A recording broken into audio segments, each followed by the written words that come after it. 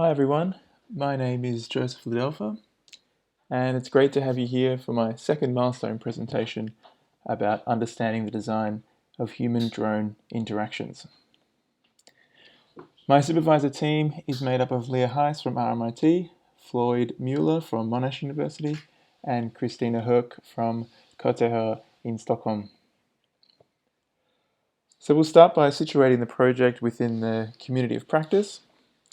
Initially, I started at the Exertion Games Lab under the supervision of Floyd Mueller and Rohit Ashok Kot. This lab sat firmly within the HCI, or Human-Computer Interaction research space. Now, HCI is huge with strong links to computer science, neuroscience, psychology, ethnography, and it wasn't until I found HCI work that crossed over with industrial design practice that I was able to properly situate my practice within a community. Soon after this time, the Exertion Games Lab turned into a Monash University entity and moved out to Clayton. And I live very close by to RMIT, and with a baby on the way in December last year, I kept the project at RMIT and pushed the work further into that intersection of HCI and industrial design practice. Others in this space who I also draw inspiration from are obviously Kier's work at the Interaction Design Lab at KTH, Floyd's work around drones at the Exertion Games Lab, jogging with the drone. Kier's work was dancing with the drone. The Homewares Lab in Canada, Will Odom's work around slow design that really uses highly polished prototypes. And Harvey Bewley's work with non-anthropomorphic robots, again using industrial design process to make highly polished prototypes. So a look at what we will be covering today. We'll see how Tai Chi inspired the design of Drone Chi using the Soma Design and product design engineering process. Then we'll see how I bring in first-person experiences from driving old cars and racing go-karts to my next design, my next human-drone interaction design called How to Train Your Drone. Then I'll explain how all of this culminates in an experiential quality, which is a detailed first-person account of how I intended the interaction to feel, situated amongst similar aesthetics in HCI design research. Then I will introduce post-phenomenology to give me the vocabulary to move out of the lab and talk about the potential of this work in everyday life. Finally, we cover how Annotated Portfolio can demonstrate this potential. Now, an annotated portfolio is a collection of similar prototypes used to discuss a broader topic. So it will be part of the overall thesis. So moving on to the content itself, let's get a bit of clarity around the terms in the title. Human-drone interactions. So what we mean by that for now is just semi-autonomous drones in the vicinity or close to people, and which we'll see expand later on in the talk. So we're not talking about remote control drones or anything like that. Same goes for the term understanding the design. We look at this quote from Zimmerman. So through an active process of ideating, critiquing potential solutions, design researchers continually reframe the problem. So I'm just going to simplify that down now to design some human-drone interactions to learn some things about human-drone interactions. That's because my first research question is, what is the potential of moving with a drone? So right now I'm just looking at what is possible. Let's do something new and see where it takes us. So we designed Drone Chi, which facilitates exploration of movement and reflection on that movement. It's primarily achieved by making the drone respond to small changes in the way you move, breathe, and balance yourself. And this is how it works. You begin by taking a flower from a vine. Then you put the hand pads on, one for each hand, and your hands slightly curve around them. Once the drone is in the air, you are instructed to move your hands around and explore what movements make the light bright. Then the drone starts moving in a circle, and you begin to maintain the brightness of that light by following it in larger and larger circles. The light also begins to turn pink. Eventually, control switches over to you, and you can lead the drone anywhere around the room. This requires coordination and slow movement. So the design of Drone Chi mainly rests on two design principles. The first is Soma Design, which aims to create applications where the interactions subtly support users' attention inwards towards their own body and enrich their sensitivity. Basically, if you can develop your ability to reflect on what you are feeling, you're better able to appreciate and create your lived experience. A typical example is called mediated body, which uses the experience of touching another person to modulate electronic sounds. This brings attention to those sensations and gives both the user and the facilitator a platform to explore together. Now, facilitators are not always present in Soma Design interactions, but they often are, and they can create a variety of interaction aesthetics: playful, dynamic, static, calm. Product design engineering is the other design process that we're relying on here, and it's the convergence point for engineering and design thinking and practices. It's basically the design discipline behind industrial design and manufacturing engineering of consumer products. It's motivated by user-centeredness, manufacturability, and cost. So there are no facilitators in the final product. So for example, in the design of this office chair, the levers and knobs need to be intuitive. Product design engineers use common design tools like mood boards, sketching, iterating prototypes, etc., in an attempt to meet user requirements within engineering limitations. So let's have a look at the raw materials of Drone Chi. There are some challenges here. We've got a drone with exposed blades, they're spinning fast, they're threatening, they carry negative preconceptions such as privacy invasions and military use, and they're noisy. They're not the kind of materials for a kind of appreciative or reflective experience. On a technical side, they can't carry much weight, and the motion capture system requires these little dots on the drone there to be organized in a very specific and very visible way. But the motion capture system does enable direct manipulation of the drone. And when you first move with them, you immediately recognize their potential as a somaesthetic experience. They command your attention and keep it. Your movements are intimately tied to the drone, and there's definitely something meditative about it, I thought, and it needed to be cultivated. So I took Tai Chi classes, and three aspects from those classes I jumped out at me that I wanted to come through in the final experience, and they were coordination of the limbs, slow movement, and imagery. So often I was imagining I was doing something else or being something else or even being something else during those classes.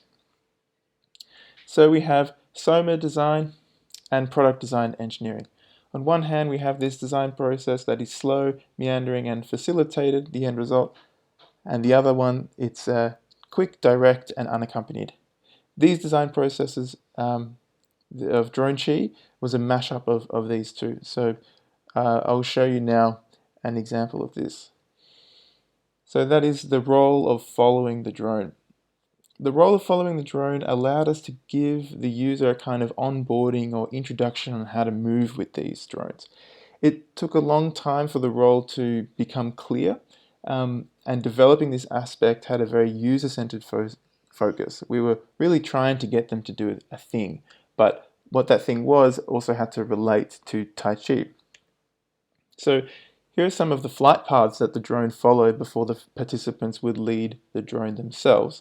And we'll just spend a bit of time explaining the third and final iteration. The third iteration is a spiral in a horizontal plane. When people followed this spiral, they really was just started walking back and forth aimlessly around the room. But we wanted this slow, repetitive, unfamiliar movement, not like walking or shuffling. So we moved the drone path into a vertical plane, And this is where we get those engaged quads, shifting of the weight side to side, something that's much closer to Tai Chi. And more importantly at this stage was something that the users could immediately understand without instruction.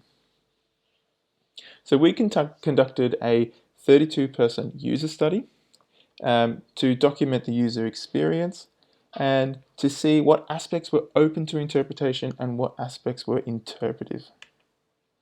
So we were able to highlight here a pattern in how the system was experienced. If we look at the graphic here, we have the learning loop at the top where participants would begin with a sense of curiosity, try and focus on trying to move the drone up, down, or push and pull it. After learning a few different movements, sometimes they would get frustrated, but often they would move into this expression loop down the bottom, where they would string a bunch of movements together, and that was described often as being meditative. Now, sometimes they would get bored of this and move back into the learning loop to learn something new.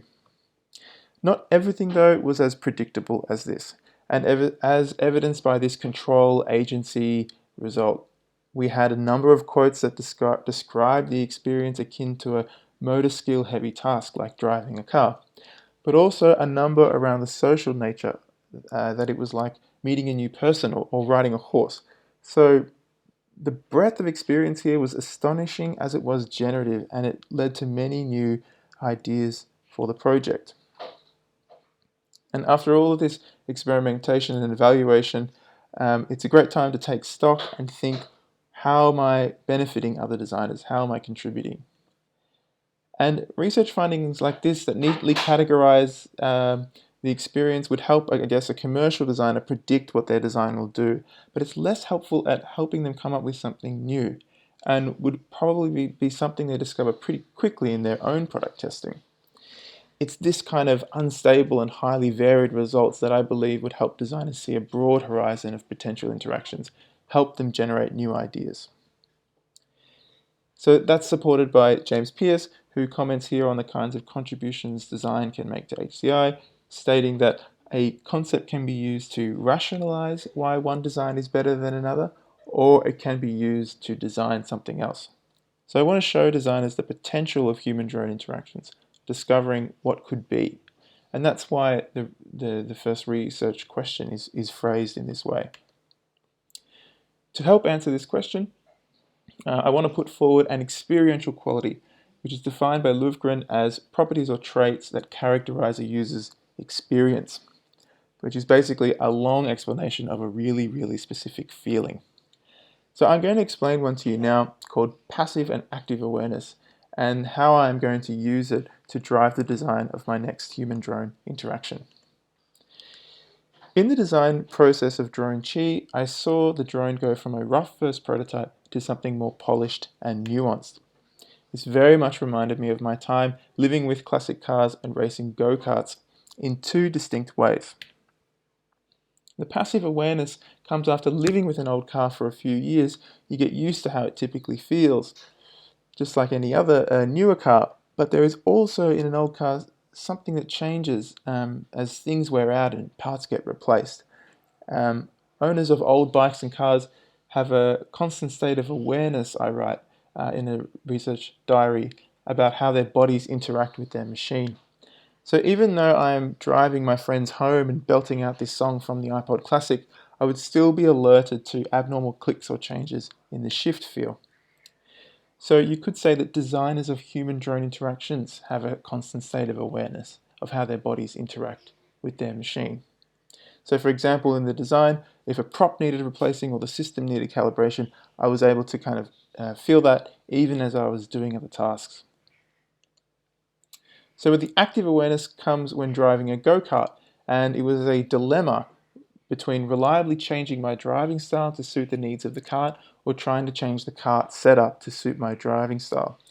So on the day, I'd be going around the track, incrementally getting faster around one corner, testing new movements until I exceeded the limit of the kart and it slid. But of course, the body is not the only variable, and the kart was constantly changing as the tires wore down and the track warmed up or rubbered up. So with the drones, it was a dilemma between reliably changing my movement to suit the needs of the drone or changing the drone to suit my movements. So I was also doing repetitive movements, but sometimes the drone could not do what I asked it to do, so I had to change the way it was programmed or the way it was built in compromise. So we're going to take this active and passive awareness and use it as our aesthetic guide to create how to train your drone. And the aim is to try and capture this long-term, subtle, evolutionary relationship with the drones, carts and cars, and make it available to the end user. So if we look back at how everyone used drone chi, they moved in their own way. We have different hand distances to the drone, slouching, crouching, awkward shuffling, smooth stepping. So if we create a system that picks up on these differences and changes how the drone is mapped to the body, then we end up with a different drone for everyone. So the drone, how to train your drone will be tracked and moved in a very similar way to drone chi, but to implement the responsiveness to a long-term changes in movement, we'll be using the computer vision technology called PoseNet. Now, PoseNet will track the joints of the body in real time and allow us to use those data points in a variety of ways. For example, we could take all of the points on the body here in white and create an aggregate center in red to influence where the drone kind of wants to be or gravitates to, potentially giving the user an insight into how they move over time. But given the time it would take to train your own drone to a certain, significant depth, we'll only be running this user experience study with 3 people. And this enables us to get a really good idea of the effects of the human-drone interactions outside of the lab and over long periods of time, looking at their relationship to this technology. So this leads to my second and final research question: how can we explore human-technology relations through the design of novel human-drone interactions? Now, if we look at the design the design processes that we've used to move through this work so far, they're really not equipped to talk about these more macro effects. And so we turn to post-phenomenology to give us a better vocabulary of how these drones could have that broader effect. So post-phenomenology looks at technology in our everyday lives and talks about the way it affects us using concrete examples. Verbake uses a microwave as an example, and to see how it fosters a change in eating habits in which few are taken in company and more are eaten solo, as opposed to a home-cooked meal where everyone eats at the same time, eating the same thing. Also notice in this example and in many other post-phenomenology examples, the technology could have been designed by an industrial designer. So it really does play nice with product design engineering. So the way I plan to look at these effects on everyday life is through using an annotated portfolio, which is a collection of artifacts, which would be including the ones I have designed, and then writing about that collection and engage with a broader concern, in this case, the effect on everyday life. So recently, post-phenomenology has been applied to design research prototypes in the world of HCI in this form. And so they're long papers that would contribute to a broader thesis. And they also what's great about them is they also stand about as a generative resource for designers. So they're inspirational of future possibility. So looking now at the publications now from our 4 contributions, Drone Chi, the artifact itself, has produced 2 long-form papers, one at DIS in this year and another at CHI this year, where it got an honourable mention for best paper. The experiential and annotated portfolio may also produce papers later on.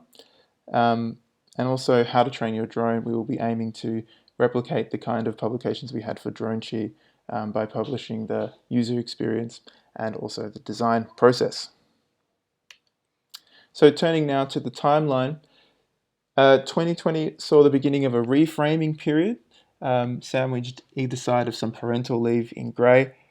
Over that time, a computer science student, as you saw before, was working on how to train your drone and implementing PostNet for his capstone. Now, in October, we will work together to finish designing that prototype. Next year sees the user study over January to March, and my family's move to Sweden, where I'll be setting up shop in Kia's lab and hopefully getting a whole lot of writing done. Got a Chi paper, a DIS paper planned, as I said, and starting to write up for the thesis. Submitting at the end of the scholarship extension period, which was generously offered to RMIT students during the pandemic in May of 2022, with the ultimate deadline in December 22. Thanks very much.